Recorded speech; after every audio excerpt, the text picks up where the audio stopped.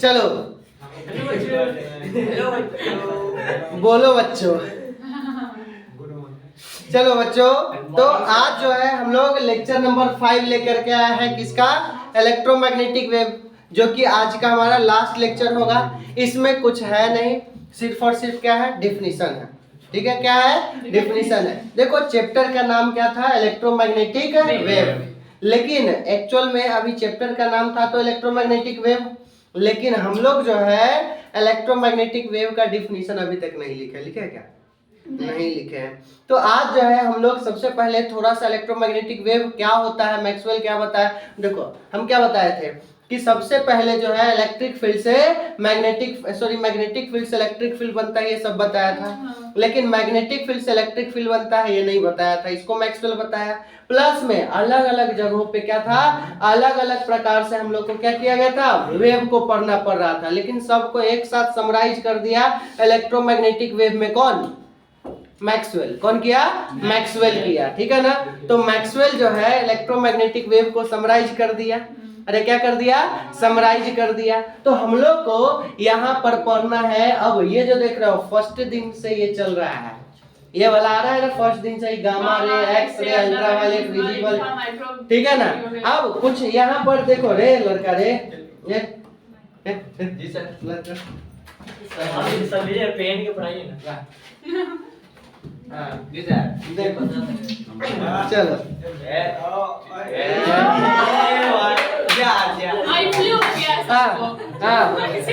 नहीं आज जो है हम लोग को रेज पढ़ना है ना, तो ये रेज जो है डायरेक्ट देखो तो इससे क्या होगा, आंख में प्रॉब्लम होगा। तो हम लोग चश्मा पहन के देखेंगे इस रेज को, देखो प्रॉब्लम नहीं होगा। हो रहा है क्या? हो रहा है, अब प्रॉब्लम नहीं होगा। सर ये पहनिए ना। हाँ? ये सबसे मस्त। अरे ला एक और चश्मा आया है, एक्सरे को ये गायब कर देगा। देखो आप बताओ। हेलो, यहाँ पर देखो हम लोग को यहाँ पर कुछ दिख रहा है। यहाँ पर देखो तो गामा रे से रेडियो वेव के तरफ गए तो कुछ दिख रहा है। हेलो, गामा रे से रेडियो वेव के तरफ गए तो कुछ दिख रहा है। बताओ तो, गामा रे से रेडियो वेव के तरफ गए तो कुछ दिख रहा है?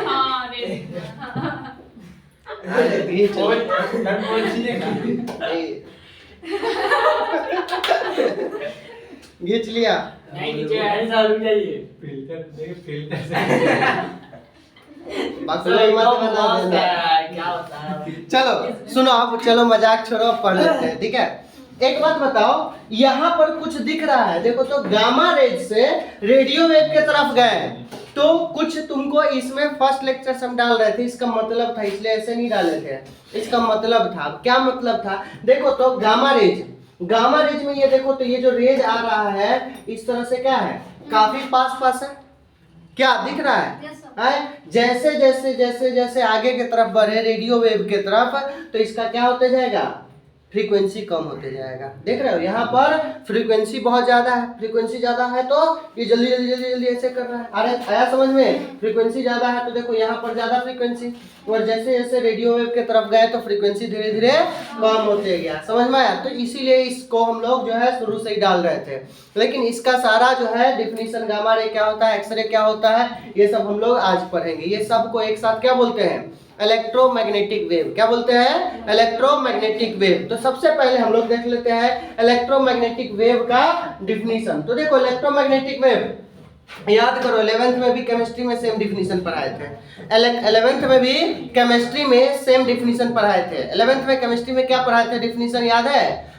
तो इलेक्ट्रोमैग्नेटिक वेव किसको बोलते हैं? तो जिसमें क्या होगा, कोई भी इलेक्ट्रिकली चार्ज पार्टिकल, कोई भी इलेक्ट्रिकली चार्ज पार्टिकल क्या करता है, मूव अंडर एक्सेलरेशन। ठीक है ना, मतलब एक्सेलरेटेड मोशन अगर करेगा कोई भी चार्ज पार्टिकल, तो एक्सेलरेटेड मोशन करने के बाद उसमें क्या प्रोड्यूस होता है, इलेक्ट्रिक फील्ड और मैग्नेटिक फील्ड, इलेक्ट्रिक फील्ड और magnetic field, and transmitted in the form of wave. और वो किसके फॉर्म में, वेव के फॉर्म में ट्रांसमिट होता है। इसी को क्या बोलते हैं, इलेक्ट्रोमैग्नेटिक वेव। याद रहेगा, कोई भी चार्ज पार्टिकल ले लो, ठीक है, और उसको कैसा मोशन करवाना है, एक्सेलरेटेड मोशन। अरे कैसा मोशन? एक्सेलरेटेड मोशन करवाना है। तो अगर एक्सेलरेटेड मोशन करवाएंगे, ठीक है, तो एक्सेलरेटेड मोशन करवाएंगे तो क्या होगा? उसके अंदर इलेक्ट्रिक फील्ड और मैग्नेटिक फील्ड दोनों प्रोड्यूस होगा। इलेक्ट्रिक फील्ड और मैग्नेटिक फील्ड दोनों प्रोड्यूस होगा, समझ में आया? और वो जाएगा किस फॉर्म में? अरे किस फॉर्म में जाएगा? वेव के फॉर्म में, समझ में आया? और उसी को क्या बोलेंगे? Electromagnetic wave. Properties of electromagnetic wave देख लेते हैं। प्रॉपर्टीज मतलब दारू भी पी लिए क्या रे? हैं? तो इतना आईवा से दर फराते हुए देख रहे तुमको जा रही है। कम थोड़ा पियो, लेकिन थोड़ा कम पियो, ज्यादा नहीं। अब सुबह सूट उठ के पीने आज स्टार्ट कर देती है, अच्छा बात नहीं है। चलो देखो, हाँ, तो यहाँ पर क्या है? Properties of electromagnetic wave. देखो तीनों प्रॉपर्टी बता चुके ऑलरेडी। पहला क्या है? The electromagnetic wave are produced by accelerated charge and do not require any medium for their propagation. मतलब इलेक्ट्रोमैग्नेटिक वेव जो होता है वो किससे प्रोड्यूस होता है? चार्ज पार्टिकल से, ठीक है ना, एक्सेलरेटेड चार्ज पार्टिकल से। और उसको प्रोपगेट करने के लिए मीडियम की आवश्यकता नहीं होता है। हेलो, मीडियम की आवश्यकता नहीं होता है। नेक्स्ट क्या है? इलेक्ट्रोमैग्नेटिक वेव ट्रांसवर्स नेचर का होता है, बतलाए थे। ट्रांसवर्स क्या होता है? जो इस तरह से आता है उसको ट्रांसवर्स बोलते हैं। जो आगे पीछे करते हुए जाता है उसको क्या बोलते हैं? Longitudinal wave. हेलो, जो इस तरह से जिगजैग में चलता है इसको क्या बोलते हैं? Transverse wave. और जो आगे पीछे करके जाता है उसको क्या बोलते हैं? लॉन्गिट्यूडनल। क्या बोलते हैं? तो यहाँ पर लाइट जो है, चाहे इलेक्ट्रोमैग्नेटिक वेव है, वो हमारा कैसा वेव है? ट्रांसवर्स वेव है। कैसा वेव है? Transverse wave. नेक्स्ट देखो, in electromagnetic wave electric and magnetic field are in same phase. बतलाए थे कि इलेक्ट्रिक फील्ड और मैग्नेटिक फील्ड क्या होगा? सेम फेज में। याद है इक्वेशन? E बराबर E naught sine omega t plus या माइनस के x, ठीक है ना? अब हेलो, यहाँ पर देख लो, तू भांग खा लिया है फिर? तो इधर देख, क्या है वो हाथ सब मुड़ रहा है, हम मुड़ दे। तो देखो, the electric field of an electromagnetic wave is responsible for the optical effect. ठीक है, ऑप्टिकल इफेक्ट के लिए, ठीक है ना, ऑप्टिकल इफेक्ट के लिए क्या होगा हम लोग का? अरे क्या यूज करने के? इलेक्ट्रिक फील्ड ज्यादा इफेक्टिव होता है। इलेक्ट्रिक फील्ड ज्यादा इफेक्टिव होता है। अब एक बात बतलाओ, हेलो, याद करो, याद है कुछ? क्या याद है? ई नॉट बट्टा, हेलो, हाँ, ई नॉट बट्टा बी नॉट क्या था हमारा? ई नॉट बट्टा बी नॉट बराबर सी था। मतलब इससे करोगे तो ई नॉट क्या हो जाएगा? बी नॉट के सी टाइम्स ज्यादा होगा कि नहीं? और हाँ, बी नॉट के सी टाइम्स ज्यादा हो जाएगा। अब बी नॉट के अगर सी टाइम्स ज्यादा हुआ तो तुम बताओ सी क्या होता है? 3 × 10⁸ मीटर पर सेकेंड। अरे सी क्या होता है? 3 × 10⁸ मीटर पर सेकेंड। सोच रहे हो कितना ज्यादा हो जाएगा? अरे होगा कि नहीं? तो इसीलिए यहाँ पर लिखो है, electric field of an electromagnetic wave is responsible for optical effect. Optical बोल दो या लाइट इफेक्ट बोल दो, ठीक है ना? मतलब लाइट में जो आता है उसमें किसके वजह से होता है ऑप्टिकल इफेक्ट? इलेक्ट्रिक फील्ड की वजह से। क्यों? क्योंकि E naught is very very greater than B naught. इससे हम लोग निकाले थे। ये हो गया इलेक्ट्रोमैग्नेटिक वेव का प्रॉपर्टीज वगैरह के बारे में। आया समझ में? रहा। अब हम लोग जो है टोटल रेज वगैरह है उसको देख लेते हैं। देखो, तो सबसे पहले बात है इलेक्ट्रोमैग्नेटिक वेव। इलेक्ट्रोमैग्नेटिक वेव, अब ये जो हमारा इलेक्ट्रोमैग्नेटिक वेव है, ठीक है ना, इसमें बहुत प्रकार के इलेक्ट्रोमैग्नेटिक वेव है। जैसे इसमें लिखा हुआ देखो, रेडियो, माइक्रोवेव, उसके बाद इंफ्रारेड, विजिबल, अल्ट्रारेड, एक्सरे और गामा रेज। देखो, जब हम लोग रेडियो वेव से किधर की तरफ जाते हैं? गामा रेज की तरफ, तो वेवलेंथ क्या होते जाता है? कम होते जाता है। देख रहे हो? जबकि फ्रीक्वेंसी क्या होता जाता है? बढ़ते जाता है। देख रहे हो यहाँ पर? देख रहे हो यहाँ पर क्या किए हुए हैं? अरे यहाँ पर क्या किए हुए हैं? ज्यादा, मतलब कि काफी ज्यादा वेवलेंथ लिए हुए हैं, लेकिन फ्रीक्वेंसी क्या है? कम है। फ्रीक्वेंसी क्या है? कम है। लेकिन जैसे ही ये यहाँ पे गया, ठीक है, यहाँ के बाद इस सब का फ्रीक्वेंसी क्या हो गया? बहुत ज्यादा हो गया। अरे यहाँ पर इस सब का फ्रीक्वेंसी क्या हो गया? बहुत ज्यादा। देख रहे हो? मतलब रेडियो वेव का फ्रीक्वेंसी बहुत कम होता है, गामा रेज का फ्रीक्वेंसी बहुत ज्यादा होता है, ठीक है ना? तो यहाँ पर जब हम लोग जा रहे हैं लेफ्ट से राइट, मतलब रेडियो वेव से लेके गामा रेज की तरफ जा रहे हैं, रेडियो वेव से गामा रेज की तरफ जा रहा है, तो क्या हो रहा है, वेवलेंथ घट रहा है, वेवलेंथ घट रहा है, जबकि फ्रीक्वेंसी बढ़ रहा है। देखो इधर लो फ्रीक्वेंसी, इधर हाई फ्रीक्वेंसी, देखो एरो दिखाए हुए हैं। वेवलेंथ गामा से रेडियो की तरफ बढ़ रहा है, जबकि फ्रीक्वेंसी और एनर्जी किधर से किधर बढ़ रहा है, रेडियो से गामा रेज की तरफ। आया समझ में? अब देखो एनर्जी का बतलाए थे, फॉर्मूला याद करो। एनर्जी बराबर क्या होता है, H into new, H into new होता है, या हेलो एनर्जी बराबर क्या होता है, Hc बाई लेमडा। तो अब बतलाओ इस दोनों से क्या निकल के आए, energy directly proportional to nu या इनवर्सली प्रोपोर्शनल टू लेमडा। मतलब एनर्जी जो है फ्रीक्वेंसी के डायरेक्टली है। हल्ला मत करे पनौती सब, चुप, ठीक है। आएंगे सब बॉन्ड हम तोड़ देंगे। देखो यहाँ पर एनर्जी जो है फ्रीक्वेंसी ज्यादा होगा तो एनर्जी ज्यादा होगा, और वेवलेंथ ज्यादा हो तो एनर्जी कम होगा। तो जाहिर सा उधर फ्रीक्वेंसी बढ़ रहा है तो एनर्जी भी क्या होगा। तो देखो एनर्जी भी रेडियो से गामा रेज की तरफ जाओगे तो, अरे रेडियो से गामा रेज की तरफ जाओगे तो क्या हो जाएगा, एनर्जी बढ़ेगा। अरे एनर्जी क्या हो जाएगा, बढ़ जाएगा। आया समझ में? अरे आया कि नहीं वो? अब जो है हम लोग बारी बारी से सबका डिफिनीशन लिखते जाते हैं, समझ में आया? तो हम लोग स्टार्ट करते हैं पहला अब किससे, रेडियो वेव से। अरे किससे, रेडियो वेव से। देखो यहाँ पर जो है, हेलो यहाँ पर देखो पिछला वाले में क्या था, पहले रेडियो, फिर क्या था माइक्रोवेव, फिर इंफ्रारेड, फिर विजिबल, फिर अल्ट्रारेड, फिर एक्सरे, फिर लास्ट में क्या है, गामा रे। तो सबसे पहले हम लोग देख लेते हैं क्या, रेडियो वेव का। रेडियो वेव का क्या था, सबसे ज्यादा वेवलेंथ और सबसे कम फ्रीक्वेंसी। अरे सबसे ज्यादा वेवलेंथ, ठीक है ना, तो longest wavelength, longest wavelength, wavelength. तो सबसे ज्यादा लॉन्गेस्ट वेवलेंथ किसका था, रेडियो वेव का। देखो ना यहाँ पर एक वेव यहाँ से लेकर के यहाँ तक लगभग, सॉरी, एक वेव यहाँ से लेके यहाँ तक लगभग बन रहा है। देख रहे हो इसका वेवलेंथ बहुत ज्यादा है, और यहाँ पर देखो एक वेव लगभग इतना ही दूर में बन गया, तो वेवलेंथ बहुत कम है।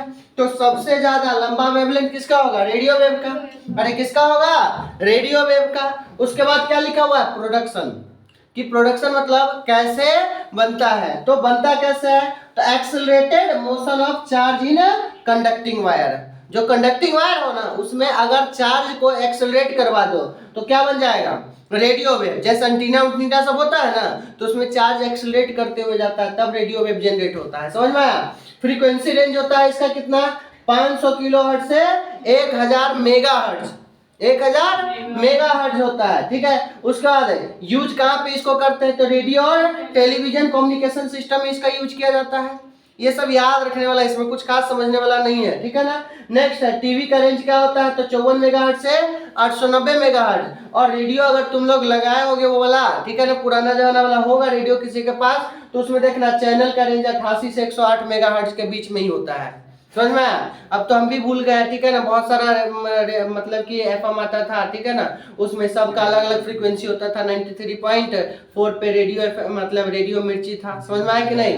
98 पॉइंट समथिंग पे विविध भारती था, समझ में आ रहा है। तो सब अलग अलग चैनल का अलग अलग फ्रीक्वेंसी था, लेकिन सबका 88 से लेके 108 मेगाहर्ट्ज। तुम लोग को विश्वास नहीं होगा तो तुम लोग क्या करना है, रेडियो का, ठीक है ना, ऐप भी डाउनलोड कर लेना, उसमें 88 से 108 के बीच में ही फ्रीक्वेंसी रेंज होगा, ठीक है। जो भी चैनल पकड़ेगा वो इसी के बीच में पकड़ता है। आया समझ में?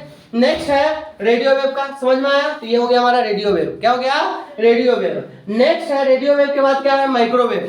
क्या है, माइक्रोवेव। माइक्रोवेव का प्रोडक्शन कैसे होता है, तो या तो स्पेशल वैक्यूम ट्यूब ले लो जिसको इलेक्ट्रॉन्स या मैग्नेट्रॉन्स बोलते हैं, ठीक है, या गन डायोड ले लो।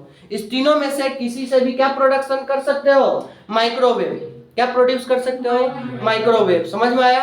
अब माइक्रोवेव का फ्रीक्वेंसी रेंज गीगाहर्ट्ज में होता है, जनरली किस में होता है, गीगाहर्ट्ज में। और इसको रडार सिस्टम, जैसे लो एरोप्लेन वगैरह ये सब उड़ रहा है ना, ठीक है, उसको डिटेक्ट करने के लिए भी इसको रडार सिस्टम में भी यूज करते हैं, ठीक है। Microwave Owens for domestic purpose, domestic purpose के लिए भी। अब एक बात मतलब माइक्रोवेव ही क्यों यूज करते हैं, ये भी बात आता है। सब लोग एनसीईआरटी जरूर पढ़ना, एनसीईआरटी में दिया हुआ है सब क्या वजह, ठीक है। देखो माइक्रोवेव ओवन क्या करता है, देखो इसका फ्रीक्वेंसी और वाटर का मॉलिक्यूल का जो फ्रीक्वेंसी होता है वो मैच करता है, ठीक है। तो फ्रीक्वेंसी जब मैच करता है ना, तो फ्रीक्वेंसी मैच करने की वजह से रेजोनेंस टाइप का हो जाता है और मॉलिक्यूल सब काफी हाई स्पीड से क्या करता है, वाइब्रेट करने लगता है, जिसके वजह से उसके अंदर एनर्जी डेवलप होता है और इसके वजह से माइक्रोवेव ओवन क्या करता है, काम करता है। तो सब लोग एनसीईआरटी जरूर पढ़ना। हम जो जो पॉइंट जो है काम का चीज था वो सब हम डायरेक्ट लिख दिए है, बाकी थोड़ा सा उसमें 2 पेज का स्टोरी टाइप का बना के रखा हुआ है कि कौन कौन चीज में कहाँ यूज होता है, तो वो सारा एक बार पढ़ लेना जरूर। आया समझ में? नेक्स्ट देखो, माइक्रोवेव के बाद क्या है, तीसरा नंबर इंफ्रारेड या हीट वेव। एक बात बतलाओ, सुनो सुनो सुनो सुनो, एक बात बतलाओ, पीछे जाते हैं। देखो ये क्या है, विजिबल, ये इंफ्रा, ये अल्ट्रा। इंफ्रा मतलब विजिबल से पहले है, इसलिए इंफ्रा, और विजिबल के बाद है, इसलिए इसको क्या लिखा है, अल्ट्रा वायलेट। भाई अल्ट्रा मतलब बाद में, अल्ट्रा मतलब बाद में, वायलेट तो विजिबल के बाद है, इसलिए अल्ट्रा वायलेट, इसको इंफ्रा वायलेट भी बोला जाता है। तो इंफ्रा वायलेट या अल्ट्रा वायलेट क्यों बोला गया है, समझ में? विजिबल से पहले इसलिए इंफ्रा, विजिबल के बाद है इसलिए अल्ट्रा बोला गया है। खैर चलो, यहाँ पर हम लोग देख लेते हैं इंफ्रारेड वेव, या इसको कभी कभी हीट वेव भी बोलते हैं। क्या बोलते हैं? हीट वेव बोलते हैं। क्यों हीट वेव बोलते हैं? ठीक है, क्योंकि ये हॉट बॉडी से होता है। किससे प्रोड्यूस होता है? हॉट बॉडी से या मॉलिक्यूल से। देखते हो इस साल खास करके बहुत ज्यादा हीट वेव का प्रभाव हुआ है सन की वजह से, समझ में आया? अब देखो क्या है कि जब हाई इंटेंसिटी का लाइट आता है जिसके वजह से हीट वेव प्रोड्यूस होता है, समझ में आया? हॉट बॉडी, तो स्किन का इन्फेक्शन देख रहे हो आजकल बहुत ज्यादा बढ़ रहा है, ठीक है। जैसे अपने क्लास में, ठीक है, कौन थी, अदिति, ठीक है ना, इसी तरह से बहुत लोगों का स्किन का इन्फेक्शन बढ़ते जा रहा है, सिर्फ और सिर्फ यही सब हीट वेव वगैरह जो है इफेक्ट कर रहा है, ठीक है ना। नेक्स्ट है देखो, तो हॉट बॉडी या मॉलिक्यूल से कब आता है, तो due to vibration of atom and molecules. Atom और मॉलिक्यूल जो वाइब्रेट करता है ना, इसके वजह से इसका प्रोडक्शन होता है। इसका रेंज कितना होता है, 300 गीगाहर्ट्ज से 400 गीगाहर्ट्ज होता है। इसका यूज कहाँ पे करते हैं, तो इंफ्रारेड लैंप को यूज करते हैं फिजिकल थेरेपी में। कहाँ पे? फिजिकल थेरेपी में, मतलब बॉडी वगैरह मेडिकल ट्रीटमेंट में यूज करते हैं। मेंटेन द अर्थ वार्म्थ या average temperature through the greenhouse effect. देखो अर्थ का टेम्परेचर को भी मेंटेन करता है इंफ्रारेड। कैसे? तो ग्रीन हाउस गैस क्या होता है, CO2, जानते हो CO2 क्या करता है, हीट को ट्रैप करता है, यही हीट है। कौन सा? इंफ्रारेड। कौन सा रेड? इंफ्रारेड। तो देखो मेंटेन अर्थ मतलब अर्थ का जो एटमॉस्फेयर है उसको कंट्रोल करता है, या ऐसे बोल दो कि average temperature through the greenhouse effect. Average temperature earth का को क्या करता है, मेंटेन करके रखता है। नेक्स्ट है infrared are not scattered in fog और स्मोक। जानते हो, हेलो तुम लोग सुने होगे फॉग वाला गाड़ी में फॉग लाइट लगा हुआ है, फॉग लैंप, सुने हो? उसमें यही रहता है इंफ्रारेड। कौन सा रे? अरे सुने हो कि नहीं? Fog lamp. जैसे देखो अभी ठंडा का महीना आ गया, अभी तो बहुत कम ठंडा लग रहा है यहाँ पे, ठीक है, लेकिन जहाँ पे अगर बहुत ज्यादा ठंडा लग रहा है, धुंध बहुत ज्यादा होगा, तो धुंध में रात में अगर गाड़ी, यहाँ तक कि बाइक से भी निकलो तो तुमको बहुत कम दिखता है कि नहीं। उसी तरह से 4 चक्का वगैरह जो होता है उस सब में क्या होता है, बिल्कुल ही दिखना बंद हो जाता है। एक तो क्या रहता है, शीशा के ऊपर लेयर बैठ जाता है, ठीक है, तो इसलिए दिखना बंद हो जाता है। तो इसीलिए वहां पर देखोगे फॉग लैंप लगा रहता है। स्पेशल गाड़ी सब में जो हाई महंगा गाड़ी सब आता है ना, उसमें ये सब जनरली लगा रहता है फॉग लैंप, समझ में आया? तो ये फॉग लैंप यही होता है, किसका रहता है, उसमें क्या रहता है, इंफ्रारेड वेव होता है, समझ में आया? तो इंफ्रारेड वेव जो है ये स्कैटर्ड नहीं होता है, धुंध में स्कैटर्ड, फॉग हो या स्मोक हो उसमें स्कैटर्ड नहीं होता है, समझ में आया? तो इंफ्रारेड लैंप या इंफ्रा लैंप जो है उसको या इसको लाइट के रूप में यूज करता है, जिसकी वजह से कितना भी धुंध हो लेकिन आराम से क्लियरली दिखता है। आया समझ में? अरे आया कि नहीं? It is also use in hedge photography. Hedge photography जानते हो? अरे फिल्म सब में नहीं देखते हो, हीरो सब आता है एकदम करके, है पीछे से एकदम धुआं हुआ रहता है, ठीक है, लेकिन हीरो का फेस फिर भी पूरा क्लियर दिखता है। नॉर्मल में जाके फोटोग्राफी करो तो आएगा? नहीं आएगा। अगर मान लो कि फॉग है या धुआं बहुत ज्यादा है तो उसमें नॉर्मल फोटोग्राफी करो, नहीं दिखवे नहीं करेगा। लेकिन क्या है, फिल्म सब में देखते होगे कि वो जो है फोटोग्राफी करता है तो वो इसी का इंफ्रारेड कैमरा को यूज करता है, समझ में? उसमें तो इंफ्रारेड क्या करता है, उसको क्लियरली दिखा देता है, इसलिए आराम से। तो इसको हम लोग यूज कर लेते हैं कहाँ पे, हेज फोटोग्राफी इसको बोलते हैं। क्या बोलते हैं? हेज। पता है हम लोग तो इंफ्रारेड को नहीं सुन सकते हैं, साउंड भी होता है ना इंफ्रारेड, ठीक है, लेकिन स्नेक जो है वो डिटेक्ट कर लेता है इंफ्रारेड वेव को। कौन? स्नेक। कौन? स्नेक, ठीक है। नेक्स्ट पॉइंट देखो, विजिबल है। विजिबल है तो सब लोग जानते हो, विजिबल में क्या होता है, विबग्यो। अरे विजिबल में कौन होता है, विबग्यो, ग्योर, विबग्योर में हेलो विबग्योर होता है, ठीक है। वायलेट, हेलो क्या है, वायलेट, इंडिगो, ठीक है, ब्लू, ग्रीन, येलो, ऑरेंज और रेड।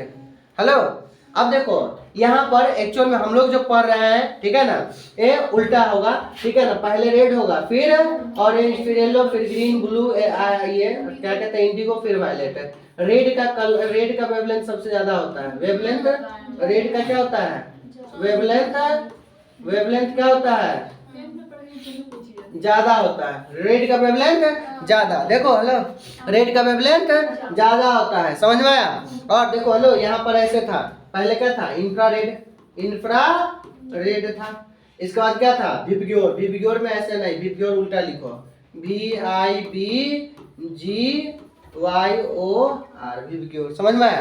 तो ऐसे आता है। अब बतलाओ इंफ्रारेड, रेड लगा हुआ है, रेड से पहले है, और अल्ट्रा वायलेट के बाद है अल्ट्रा वायलेट। तो देखो अल्ट्रा के साथ वायलेट क्यों लगा, क्योंकि वायलेट के बाद आता है। और इंफ्रा के साथ रेड क्यों लगा, क्योंकि रेड से पहले है, समझ में आया। रेड से क्या है, पहले है, तो इंफ्रारेड।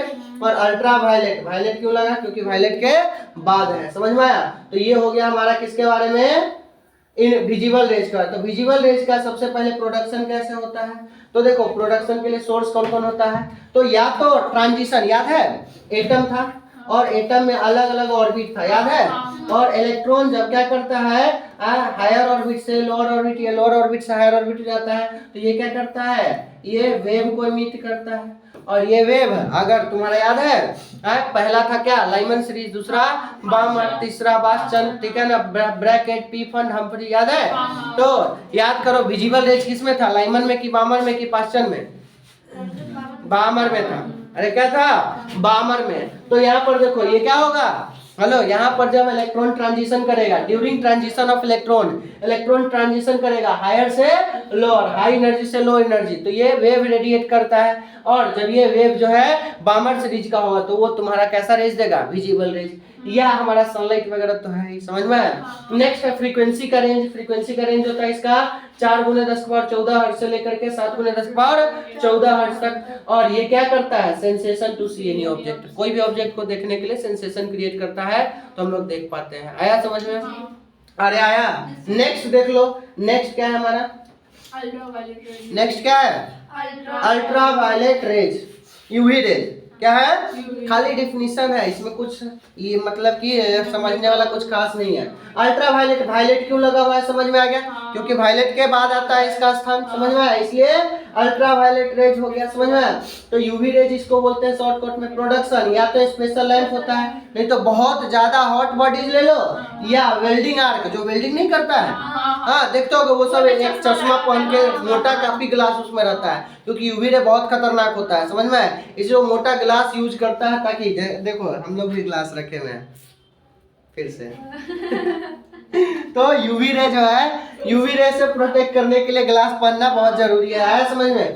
खैर ये तो जानते हो कि हम लोग को नेचुरली कौन प्रोटेक्ट करता है यूवी रे से, ओजोन लेयर, याद है। अरे हम लोग को नेचुरली कौन प्रोटेक्ट करता है, ओजोन लेयर। उसके बाद क्या है हमारा, यहाँ पर सनलाइट भी अल्ट्रावायलेट रे प्रोड्यूस करता है, तो सनलाइट से जो अल्ट्रावायलेट रे निकलता है उसको हम लोग को प्रोटेक्ट कौन करता है, ओजोन लेयर। नेक्स्ट है इसका फ्रीक्वेंसी रेंज 7.5 × 10⁻14 से लेके 3 × 10⁻16 हर्ट्ज होता है। इसका यूज आई सर्जरी में भी अल्ट्रावायलेट रे का यूज करते हैं, लेसिक नाम के ट्रीटमेंट से, ठीक है। तो लेसिक का फुल फॉर्म है लेजर असिस्टेड इन सिटू केराटोमाइलिसिस, ठीक है ना। यूवी लैंप को यूज करते हैं जर्म को किल करने के लिए वाटर में, जिसको हम लोग पढ़े थे, ठीक है।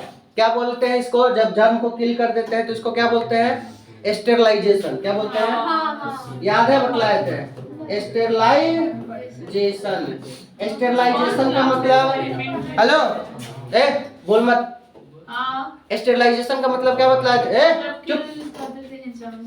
स्टेरलाइजेशन का मतलब क्या होता है, माइक्रोब्स फ्री। तो माइक्रोब्स फ्री को, ठीक है ना, यहाँ पर कैसे करता है, तो यूवी लैंप का एनर्जी ज्यादा होने की वजह से ये जर्म को किल कर देता है वाटर में से, समझ में आया। अरे आया कि नहीं, तो ये है। नेक्स्ट है UV ray also use for food preservative, hello, food को प्रिजर्व करने के लिए क्या है कि यूवी रे क्या करता है, उसके अंदर का माइक्रो ऑर्गेनिज्म सबको किल कर देता है, समझ में आया, जिसके वजह से यूवी रे क्या करेगा, फूड को भी प्रिजर्व कर सकता है। अब नेक्स्ट अल्ट्रावायलेट के बाद क्या है हमारा, एक्सरे। अरे क्या है, एक्सरे। एक्सरे क्या हो जाएगा, तो प्रोडक्शन, एक्सरे ट्यूब या high energy electron bombarding on metal sheet. Hello, high energy का इलेक्ट्रॉन मेटल शीट पे बॉम्बार्डिंग करवाओ तो क्या प्रोड्यूस होगा, एक्सरे। समझ में आया। इसका फ्रीक्वेंसी रेंज होता है 3 × 10⁻17 से 3 × 10⁻19। इसको भी मेडिकल डायग्नोसिस याद होगा ही तुम लोग को, एक्सरे बॉडी वगैरह, बोन वगैरह टूट जाता है, उस सब में यूज करते हैं। उसके बाद also use in treatment of cancer, cancer में भी यूज करते हैं, समझ में आया। नेक्स्ट देखो गामा रेज। गामा रेज का एनर्जी सबसे हाई, ज्यादा, बहुत ज्यादा होगा, तो वो रेडियो वेव क्या था, लॉन्गेस्ट वेवलेंथ, इसका क्या हो जाएगा, ठीक है ना, मैं हाईएस्ट फ्रीक्वेंसी, हाईएस्ट फ्रीक्वेंसी, समझ में आया। तो फ्रीक्वेंसी ज्यादा तो वेवलेंथ कम, शॉर्टेस्ट वेवलेंथ बोल सकते हैं, क्या बोल सकते हैं, शॉर्टेस्ट, ठीक है, क्या बोल सकते हैं, shortest wavelength. Hello, shortest wavelength हो जाएगा, 3000 गिर गया।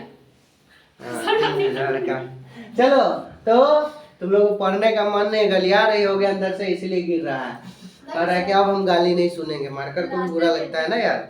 हाँ, लास्ट पेज है, ठीक है, पढ़ा दे, मारकर बोल रहा है पढ़ा दे, तुम लोग का तो नहीं चलेगा, इसका चलेगा। अब देखो production, radio active DK of nucleus, मतलब रेडियो एक्टिव डीके वगैरह होता है ना, अरे न्यूक्लियर रिएक्शन होता है, उसमें रेडियो एक्टिव डीके होता है, वहाँ पे गामा रेज का प्रोडक्शन होता है। इसका फ्रीक्वेंसी बहुत हाई होता है, 3 × 10⁻20 से लेकर 5 × 10⁻24 में चला जाता है। और ये भी क्या करता है, इसका बहुत हाई एनर्जी होने के कारण कैंसरस सेल को डिस्ट्रॉय ही कर देता है, समझ में आया। हाँ है, इसका यूज करते हैं कैंसर या ना, हाँ कैंसर में करते हैं जब, हाँ जब यहाँ पर। अब नेक्स्ट टेबल 8.1, ये एनसीईआरटी का टेबल है, ठीक है, एनसीईआरटी का एजिटिव टेबल हम डाल दिए हैं। इस टेबल में देखो हम फ्रीक्वेंसी का रेंज लिखा चुके हैं, वेवलेंथ का रेंज इसमें दे दिया हुआ है, समझ में आया। रेडियो का वेवलेंथ कितना होता है, लेस देन 0.1 मीटर, हाँ सॉरी ग्रेटर देन 0.1 मीटर है। रैपिड, और ये प्रोडक्शन कहाँ से होता है, तो rapid acceleration and deceleration of electrons in aerial, समझ में आया। और इसका डिटेक्शन कैसे करते हैं, तो रिसीवर से, एरियल से, समझ में आया। अरे रिसीवर लगा रहता है ना, एरियल एंटीना जिसको बोलते हो, उससे। माइक्रोवेव का वेवलेंथ होता है 0.1 मीटर से 1 मिलीमीटर के बीच में, इसको बतलाया क्लेस्ट्रॉन वेव या मैग्नेस्ट्रॉन वेव बतलाया ना। और ये पॉइंट कांटेक्ट डायोड में भी मतलब कि डिटेक्ट करते हैं। नेक्स्ट इंफ्रारेड 1 मिलीमीटर से 7 नैनोमीटर तक होता है, vibration of atom and molecule से जनरेट होता है। और इसमें क्या होगा, thermopiles, bolometer, infrared photography film, ये सब में यूज करते हैं, समझ में आया। नेक्स्ट लाइट, 700 लाइट का वेवलेंथ बतलाए थे, 700 से 400, मतलब वही 400 से 700 नैनोमीटर के बीच में होता है। Electrons in atom emit light when they move from one energy level to lower energy level, बतलाए थे, अरे हाई एनर्जी से लो, ठीक है ना। द आई, फोटोसेल्स, फोटोग्राफिक फिल्म, ये सब हो गया। हमारा आई जो है वो क्या करता है, लाइट को डिटेक्ट करता है, विजिबल लाइट को। अल्ट्रावायलेट हो गया 400 नैनोमीटर से 1 नैनोमीटर तक के रेंज को बोलते हैं inner shell electron atom moving from one energy level to lower, इसमें भी। और ये फोटोसेल फोटोग्राफिक फिल्म में यूज करते हैं। एक्सरे का 1 नैनोमीटर से 10⁻³ नैनोमीटर तक होता है। और ये एक्सरे ट्यूब और इनर सेल ऑफ इलेक्ट्रॉन में प्रोडक्शन होता है। फोटोग्राफिक फिल्म गीगर ट्यूब और आयनाइजेशन चेंबर में इसका होता है, समझ में। Gamma rays 10⁻³ radio active DK of the nucleus में। डू का मतलब जानते हो, डू का मतलब पिछले वाला नहीं, डू का मतलब यहाँ पर जो होता है, मतलब जैसा पिछला वाला का था, जैसा मतलब फोटोग्राफिक में, उसी तरह से ये भी होगा। डू का मतलब यहाँ पर डू जब लिखा रहेगा ना, तो उसका मतलब पीछे जो था वही होगा इसमें। आया समझ में। तो आज का लेक्चर हमारा यहीं पे समाप्त होता है, और साथ में चैप्टर भी, ठीक है ना। तो देखो तुम लोग के लिए, हाँ अब नेक्स्ट जो है हम लोग सेकेंड वॉल्यूम में डायरेक्ट पढ़ेंगे क्या, मॉडर्न फिजिक्स, ठीक है। तो मॉडर्न फिजिक्स बहुत इजी है, ठीक है। हम लोग का ये जो है 11th में पढ़े हैं कौन सा एटॉमिक स्ट्रक्चर। तुम लोग अगर टाइम मिले ठीक है तो क्या करना है एटॉमिक स्ट्रक्चर याद करके नहीं तो पढ़ के आ जाना ठीक है। पढ़ भी लोगे तब भी काम चलेगा, ना टाइम मिले तब भी पढ़ के आना। ठीक है। हाँ टाइम मिले तभी पढ़ लेना, ना मिले तब भी, क्योंकि लगभग 30-40% से ऊपर चीज वहीं से मिलेगा। आया समझ में? तो हम लोग आगे पढ़ेंगे। चलो आज के लिए बाय बाय। हाँ स्पेलिंग सही है ना? हाँ ई नहीं लगाना, मार्बो करेंगे, यही स्पेलिंग है ठीक है ना। बाय लिख रहे हैं, बाय बाय नहीं लिख रहे, बाय में BY होता है ठीक है। कुछ लोग हमको बोला कि बाय का स्पेलिंग भी आपको नहीं आता है ठीक है ना। अपने बेहुदा पूरा फिजिक्स पढ़ा रहे तो बाय का स्पेलिंग नहीं आएगा, लेकिन ये मेरा स्टाइल है कि नहीं? बाबू राव का स्टाइल है भैया। हाँ चलो तो हम लोग नेक्स्ट लेक्चर के साथ आएंगे। आज के लिए अरे एक बार चश्मा लगाइए ना। चश्मा लगा ले। लास्ट लेसन बोल खत्म हो गया तो बोल लीजिए। चलो बाय।